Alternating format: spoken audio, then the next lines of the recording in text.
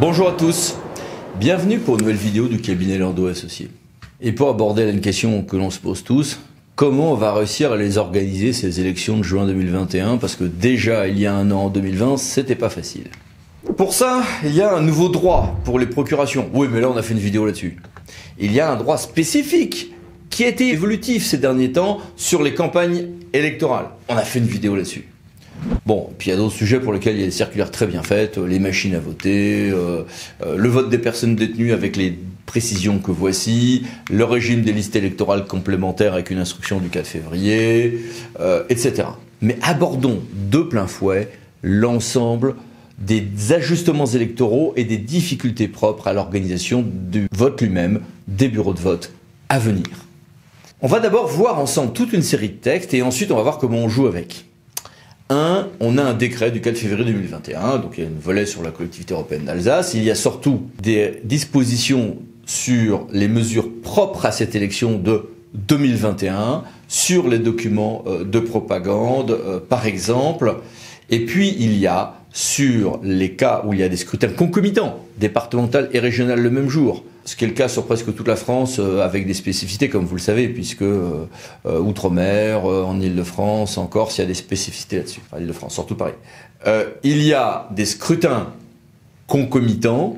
Alors, 2021, comme pour les autres années, il y a la possibilité pour les mêmes personnes d'exercer les fonctions de président et de secrétaire des deux bureaux de vote, si c'est dans la même salle. Or, on va voir tout à l'heure qu'avec les règles sanitaires, ça sera rarement dans la même salle, sauf dans certaines spécificités que nous allons étudier. Et puis, il y a aussi des spécificités sur la remise immédiate du récépissé, etc., etc. Bien. Voici d'ailleurs le texte, notamment pour la partie de la rédaction de l'article 42, de ce décret du 4 février 2021. Quelques jours après, nous avions la loi du 22 février 2021, qui nous précisait que les élections devaient être en juin, que ces mandats s'arrêteraient en 2028, qu'il y a une adaptation des procurations, mais là il faut voir notre vidéo, et puis qu'il y aurait des équipements de protection adaptés, mis à disposition des électeurs qui n'en disposent pas et des personnes participant à l'organisation ou au déroulement du scrutin. Masques, gel, mais aussi, pour les personnes qui organisent le scrutin, des visières qui, elles, doivent être utilisées, et donc désinfectées, nettoyées, entre les dimanches, d'un dimanche à l'autre. Il y a eu tout un psychodrame sur reporte ou pas les élections, finalement on n'a reporté que d'une semaine, et là c'était déjà dans un cadre prévu par cette loi du 22 février. Il y a des adaptations sur le droit à la campagne électorale et sur les sondages, mais là, voir notre vidéo sur la campagne électorale, quelques ajustements aussi sur le répertoire électoral unique, d'accord, un décret du 5 mars, mais bon, il n'est plus d'actualité, et puis le décret du 21 avril 2021 qui lui est beaucoup plus important, qui fixe les dates définitives donc de ces élections, qui prévoit les dates de candidature et ainsi que les dates de campagne électorale avec un certain nombre de précisions que voici et que voilà. Le décret du 7 mai allonge à 24 mois la durée des prêts que l'on peut faire auprès des personnes physiques pour des raisons de gestion et de préfinancement, si vous voulez, sur le compte de campagne, dans l'attente d'un éventuel paiement par l'État d'un plafond de 50% de ce montant. Les procurations qui avaient été faites pour les 13 et 20 juin sont bonnes pour les 20 et 27 juin. Mais là aussi, voir notre vidéo sur les procurations. Les membres de la commission de propagande peuvent se réunir par voie dématérialisée, d'accord. Et il y a un certain nombre d'ajustements aussi propres au recalage des dates. Il y a sur les frais de propagande et sur les grammages des nouveaux textes que voici, une mise en ligne possible sur demande des professions de foi, d'accord, mais voilà aussi notre vidéo sur la communication et sur la campagne électorale. Et puis, une chose qui va être très importante, la possibilité, quand la loi sera publiée, puisque cette loi n'est pas encore publiée, de faire l'élection en plein air. Mais alors attention, il y a un piège, c'est beaucoup dire. Il y a une subtilité qu'il ne faut pas omettre. Soit vous voulez faire l'élection en plein air, quand la loi sera promulguée. Et vous avez, à cette occasion-là, le projet, par exemple, d'utiliser la cour de l'école. Or, le bureau de vote, qui ne peut plus, sauf force majeure, être modifié par le préfet au-delà du 31 mai. C'est bientôt le 31 mai. Eh bien, le préfet a peut-être indiqué que c'était l'école Jean Zay ou Jules Ferry qui allait être le bureau de vote numéro X de votre commune.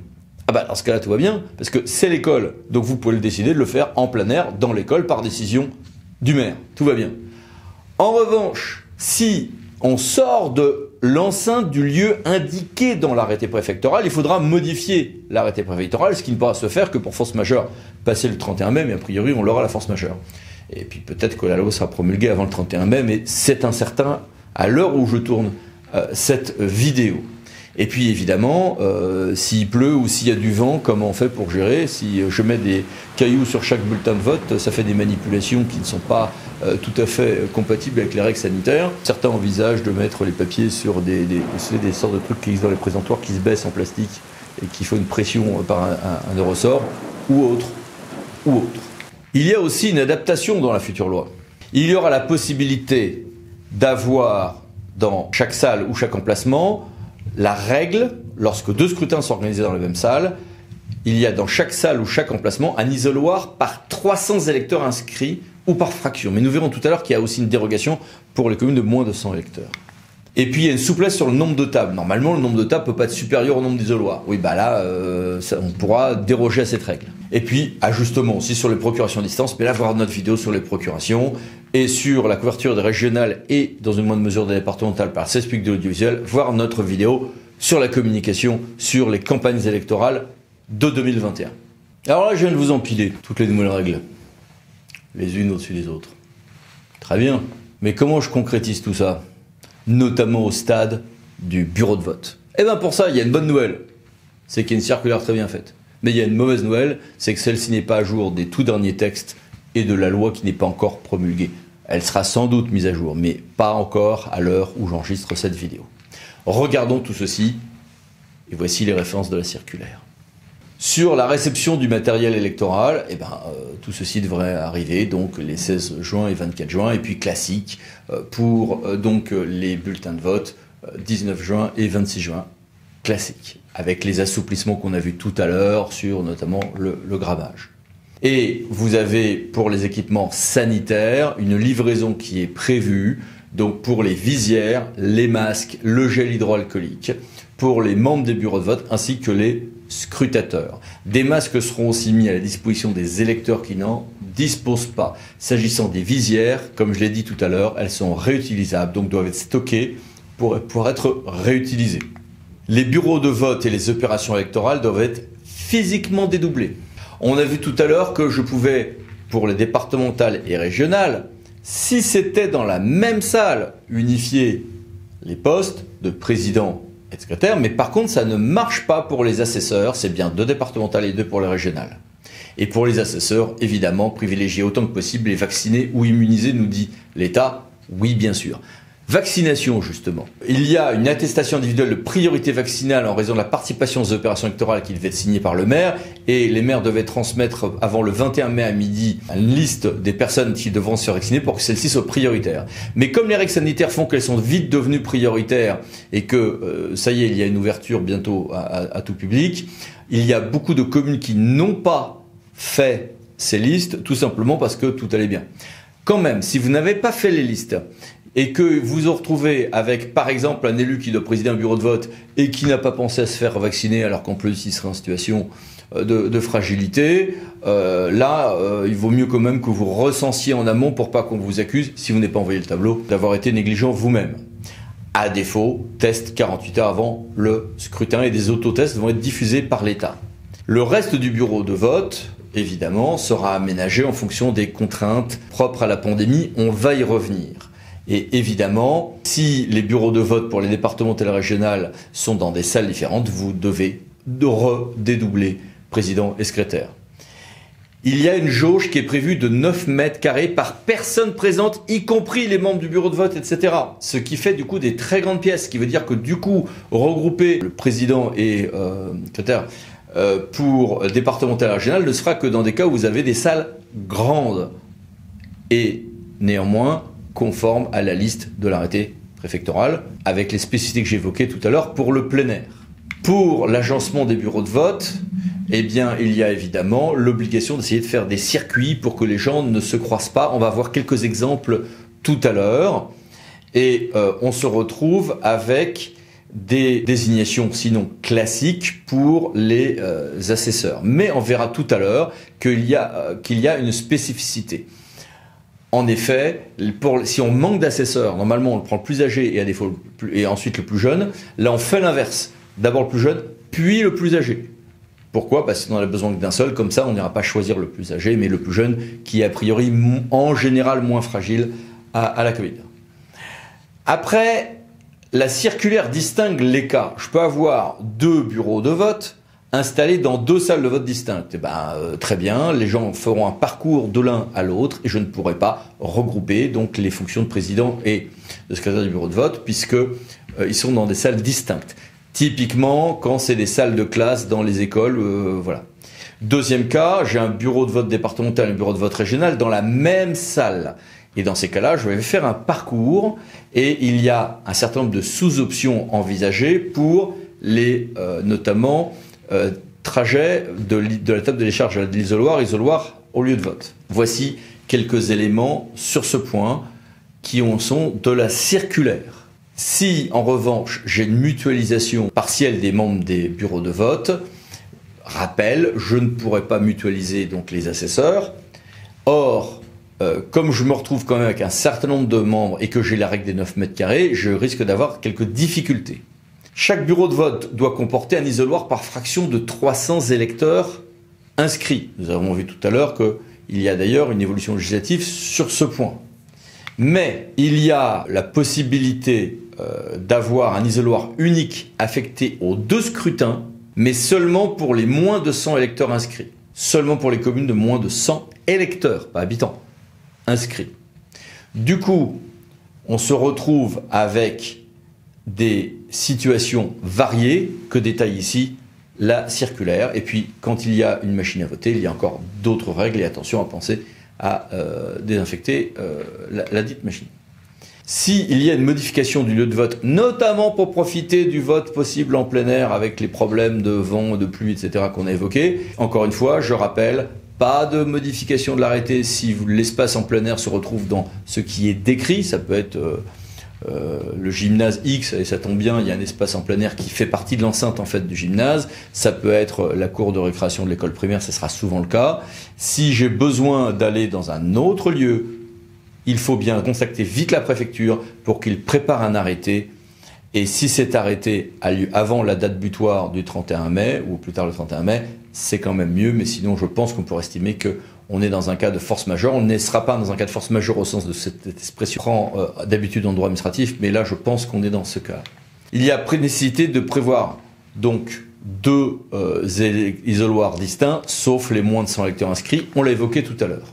On va se retrouver à avoir une gestion de file d'attente. Un conseil, préparez votre salle, préparez les identifications au sol des distances de 1,50 m et autres, et prenez des photos dans la salle vide et, avec les gens de dos, des personnes appliquant bien ces consignes. Ce qui fait que si des personnes viennent se plaindre de l'organisation, de ce qu'ils ont eu un problème sanitaire à cause de vous, etc., vous aurez des éléments pour prouver que non, vous avez bien organisé les choses. C'est important. On est censé mettre à l'entrée du lieu de vote l'affiche de Santé publique France et l'affiche sur les bons comportements adoptés, mais on ne sait pas encore, semble-t-il, à la date où je vous parle, si ça sera fourni par l'État ou s'il faut les imprimer. À voir. Le port du masque est obligatoire pour les électeurs. On pourra en revanche demander qu'il soit légèrement ôté pour vérifier l'identité des gens, mais en gardant les distances. De toute manière, on verra tout à l'heure qu'il y a un certain nombre de cas où il y a des plexiglas qui sont à prévoir. Si quelqu'un refuse de le porter, c'est de l'autorité du président du bureau de vote que d'exercer ses pouvoirs de police, comme toujours, y compris donc l'expulsion, le plus calmement possible et sans violence, en tout cas sans violence qui soit hors de la proportion de la violence de la personne, pour que tout se passe bien. Sur les stylos, évidemment, il est demandé aux électeurs d'apporter leur propre stylo. Beaucoup de communes prévoient quand même des stocks, mais bon, en même temps, il y a des gens qui en abusent. À voir. Attention, donnez bien comme consigne de ne pas toucher les documents d'identité, la carte électorale n'est pas à toucher non plus. Étaler sur la table de décharge les enveloppes et les bulletins pour qu'il n'y ait qu'à chaque fois un seul qui soit pris. Sur le dépouillement, il y a des mesures particulières qui sont prévues. J'évoquais tout à l'heure d'ailleurs le nombre de tables et le fait qu'on va demander de prioriser les personnes vaccinées ou immunisées ou celles qui ont un test négatif depuis 48 heures, sauf que On a parfois du mal à trouver des scrutateurs déjà, donc bon voilà, avec des distances de sécurité d'1,50 m. Voici quelques extraits de la circulaire sur le dépouillement, d'ailleurs, ainsi que sur les PV. Voici quelques exemples qui s'affichent d'organisation de bureaux de vote. Alors, regardez cette première version où les gens vont d'abord sur le premier bureau de vote et vous voyez, il y a au fond de la salle, ce ne sont pas des obligations, ce sont des exemples, des suggestions. Libre à vous de vous adapter à la topographie des lieux, mais il faudra que vous puissiez le justifier en cas de litige, notamment de contestation sur le caractère sanitaire de vos décisions, pour éviter notamment que quelqu'un aille dire que vous l'avez mis en danger ou que s'il a chopé le Covid, c'est à cause de vous. Regardez dans le premier graphique que voici, on fait bien le tour derrière l'isoloir pour voter, ce qui a l'avantage de garantir le secret du vote et de ne pas imposer aux votants d'ouvrir et de fermer le rideau qui conduit à des manipulations qui peuvent être source de contamination. Et vous voyez bien qu'il y a bien un plexiglas qui est prévu donc pour la vérification initiale et puis ensuite pour la signature de registre. Deuxième hypothèse, vous voyez que là on a 2 isoloirs dos à dos, peut-être moins de circulation avec des risques de croisement, mais dans ce cas-là, il y a un tout petit peu plus de risque d'atteinte au secret et à la confidentialité du vote, ou alors les gens manipulent le rideau, ce qui n'est pas bon non plus. Mais bon, ça devrait aller. J'ai quand même, en strict point de vue juridique, un peu moins d'affection pour ce régime-là. Et puis là, on est sur le régime, par exemple, des moins de 100 habitants, avec un mécanisme un peu plus complexe, mais enfin, a priori, on a une moins de fréquentation. Et puis, de toute manière, on doit respecter les 9 mètres carrés, donc ça veut dire qu'il y a une grosse file d'attente dehors. Il faut espérer qu'il ne pleuve pas ce jour-là. Et donc là, la personne que vous voyez va aller en point 1, point 2, le vote, isoloir, rechercher la table, retourner au même isoloir, puis vote 7 et sortir par une autre porte. C'est adapté pour ceux qui ont moins de 100 lecteurs et il sera en réalité assez difficile d'éviter que les gens ne se croisent, sauf en apprendre que un par un au moment du vote. Évidemment, on n'a pas le droit de faire ça dans les grandes villes, mais le ferait-on que ça serait évidemment la pagaille. Donc, on se retrouve avec un certain nombre de suggestions. À vous de réfléchir à vos propres organisations. Et pour ceux qui vont le faire en plein air, il faut combiner ceci avec le fait que beaucoup seront en plein air, mais peut-être soit avec des parois pour protéger du vent, soit avec des barnums, ou parfois des bâches qu'on mettra au-dessus de la cour du préau de l'école, etc. Si on prend des barnums, préciser la circulaire et c'est du bon sens, il faudra du coup penser à la désinfection ou en tout cas à éviter que les gens ne touchent, bref, intégrer ces barnums comme étant des éléments sanitaires, ce qui n'est pas non plus facile. Ouf.